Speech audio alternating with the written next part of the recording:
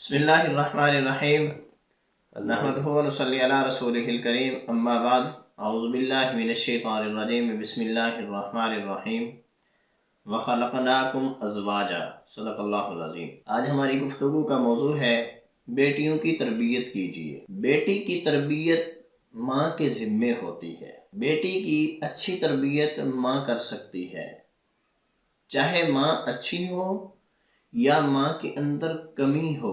دونوں صورتوں میں بیٹی کی تربیت صحیح معنی میں ماں کر سکتی ہے، اور یہ ماں کی ذمہ داری ہوتی ہے کہ بیٹی کی تربیت کریں۔ بیٹیوں کی تربیت ایسے کریں کہ اس کو ایک ملکہ کے طور پر پروان چڑھائیں، یعنی عزت دار کے طور پر، احترام کے طور پر، با ادب کے طور پر اس کی تربیت کریں، نہ کہ بدتمیز بد تہذیب کے طور پر اس کی تربیت کریں۔ مثال کے طور پر ایک ماں کے اندر ایک خامی موجود ہے اور اس کو پتہ بھی ہے، جانتی ہے کہ یہ میری غلطی ہے، اپنی بیٹی کو اس طرح کی تربیت نہ دیں۔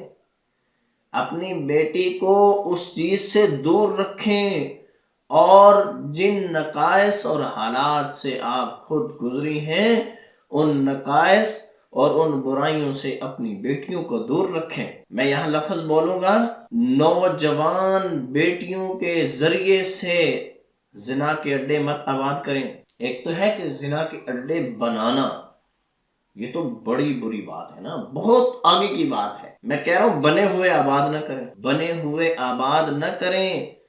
اور اس میں کردار ہوتا ہے ایک عورت کا، اس کو ان اڈوں کو آباد کرنے میں عورت کا کردار ہوتا ہے۔ میری بات کو مثبت پہلو میں سوچیں، منفی پہلو میں مت سوچیں۔ میں کہنا یہ چاہتا ہوں کہ بیٹی عزت دار اور احترام والی بن کر اگر آپ اس کو رخصت کرتے ہیں اس کے شوہر کے گھر میں، تو پھر وہ وہاں جا کر ملکہ بن کر، عزت اور احترام والی بن کر رہے گی تو ہمیشہ سکھ اور سکون میں رہے گی۔ اگر بدتمیز اور بد تہذیبی ہوگی تو وہ اجڑ کر جب واپس آئے گی تو بتاؤ کس کے سر پہ بیٹھے گی؟ والد آج بوڑھا ہے، اس نے فوت ہو جانا ہے، والدہ بھی ہے، اس نے کچھ دنوں میں چلے جانا ہے۔ بھائی کب تک اس کا بوجھ اپنے سر لے کر بیٹھیں گے؟ چلے لے بھی لیتے ہیں۔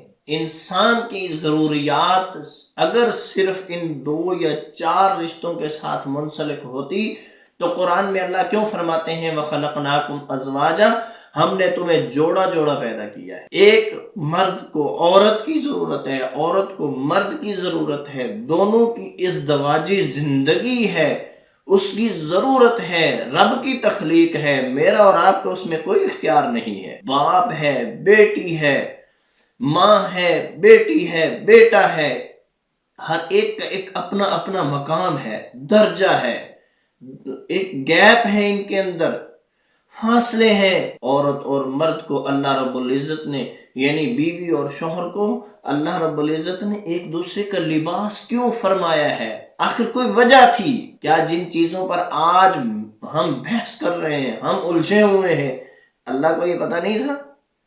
کیا کہیں پر اللہ نے یہ فرمایا ہی ان چیزوں میں جن میں ہم پڑھ رہے ہوئے ہیں؟ نبی کریم صلی اللہ علیہ وسلم نے فرمایا کہ عورت 2 وجہ سے جہنم کا ایندھن بنے گی، 2 وجہ سے زیادہ تر۔ نمبر 1، لعن طعن زیادہ کرتی ہے، اور تمہیں عادت ہوتی ہے کہ لعن طعن زیادہ کرتی ہیں، ہاتھ کا اشارہ کرنا، انگلی کا اشارہ کرنا، انگوٹھے کا اشارہ کر کے، پاؤں کا اشارہ کر کے، زبان سے، کلام سے، اشارتاً، کنایتاً، ہر طرح سے لعن طعن زیادہ کرتی ہیں۔ نہ کریں، یہ جائز نہیں۔ لعنت کا حکم یہ ہے کہ جس کی طرف لعنت کی جا رہی ہے اگر تو وہ لعنت کا مستحق ہے تو پھر آپ کی لعنت اس کی طرف جائے گی، ادھر موو کرے گی، اور اگر وہ لعنت کا مستحق نہیں ہے تو واپس پلٹ کر وہیں آ جاتی ہے جہاں سے نکلی ہوتی ہے، نحوست ہوتی ہے اس کی، لعنت نہ کیا کریں۔ دوسری وجہ جو قابل غور ہے وہ یہ ہے کہ اپنے شوہر کی نافرمانی اور ناشکری کرنے کی وجہ سے عورت جہنم میں زیادہ ہوگی۔ نبی کریم صلی اللہ علیہ وسلم نے یہ بات کیوں ارشاد فرمائی ہے؟ اس پہ غور کرنے کی ضرورت ہے کہ کیا میں نے اپنی بیٹی کی اس طرح کی تربیت کی ہے کہ وہ وہاں جا کر ناشکری اور ناقدری کرے گی یا نہیں کرے گی؟ مجھے پتہ ہونا چاہیے۔ بیٹیاں ہمیشہ اپنے گھروں میں نہیں رہتی ہوتی، انہوں نے جانا ہوتا ہے، دوسرے گھر میں جانا ہوتا ہے، والدین کے پاس نہیں ہوتی، دوسرے گھر میں جس بیٹی کو ماں نے جانا ہے وہ بھی کسی کی بیٹی تھی، آخر وہ بیاہ کر دوسری جگہ پر آئی ہے۔ تو اس طرح بیٹیوں کی تربیت کرتے ہوئے محتاط رہیں، احتیاط کی ضرورت ہے۔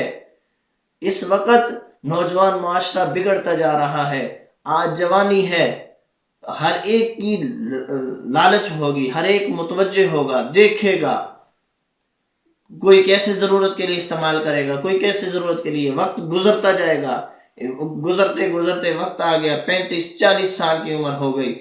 اب بتاؤ یہ عورت بیچاری جو اجڑ گئی تھی اس وقت اپنی انا کے مسائل کھڑے کر کے، تو بتاؤ یہ اب کہاں جائے گی، کس کے سر بیٹھے گی، اس کی ذمہ داری کون قبول کرے گا؟ اس وقت اگر بیٹے نہیں ہیں، بچے نہیں ہیں، اولاد نہیں ہے، تو پھر یہ اس کی ذمہ داری کون قبول کرے گا؟ اس کا اپنا گھر نہیں ہے، کون اس کو سنبھالے گا؟ تو لہٰذا معلوم ہوا کہ اللہ رب العزت کی حکمتوں کے اندر مداخلت نہ کریں اور بیٹیوں کی تربیت خوبصورت انداز میں کریں، نہ کہ ان بیٹیوں کے ذریعے آج کعبہ خانے آباد ہوں، کل کو یہ خود کعبہ خانہ کی مالکہ بن کر بیٹھی ہوں۔ ان چیزوں سے گریز کریں، بیٹیوں کو ایسا بنائیں۔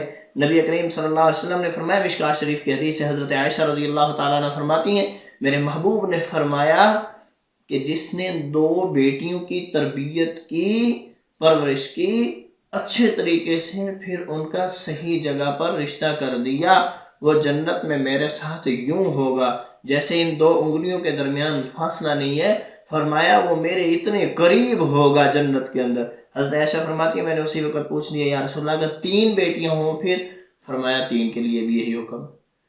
حضرت عائشہ اس حدیث پر آگے تبصرہ فرماتی ہیں، کہتی ہیں کہ اگر میں اس وقت یہ کہہ دیتی، یا رسول اللہ اگر کسی کی 1 بیٹی ہو پھر، تو میرے محبوب اس پر بھی جواب ہاں میں فرماتے کہ ہاں، کہ 1 بیٹی والے کے لیے یہی حکم ہے۔ یہ اسلامی تعلیمات ہیں، یہ نبوی تعلیمات ہیں، قرآنی تعلیمات ہیں، ان کو فالو کریں، ان کو سمجھیں، سمجھنے کی کوشش کریں اور ان پر عمل کریں، عمل پیرا ہوں۔ بچیوں کی تربیت مائیں کرتی ہیں، ماں میں کمی ہے وہ کمی بیٹی کے اندر منتقل نہ ہونے دیں۔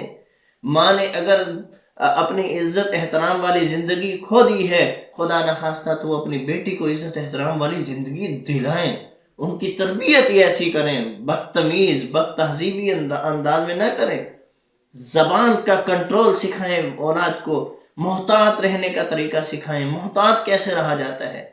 میرے ان الفاظ پر کوئی یہ نہ سمجھے کہ یہ صرف عورتوں کے بارے میں بتا رہا ہے، ہاں مردوں کے بھی احکامات ہیں، انشاءاللہ اس پر بھی بات کریں گے، لیکن آج میرا موضوع یہ ہے کہ بیٹیوں کی تربیت اچھی کریں، بیٹیوں کو اپنی بیٹی سمجھ کر تربیت کریں، اور اس کو جب دوسرے خاندان کی طرف موو کریں تو یہ آپ لوگوں کے لیے نام روشن کرے، آپ کا احترام واضح ہو اور آپ کی تربیت واضح ہو، نہ کہ اس کا برعکس پتہ چلے کہ وہ یہ کہیں کہ جیسے وہ خود بدتمیز تھے اسی طرح بچی بھی بدتمیز ہے، کوئی تہذیب نہیں ہے، تمیز نہیں ہے۔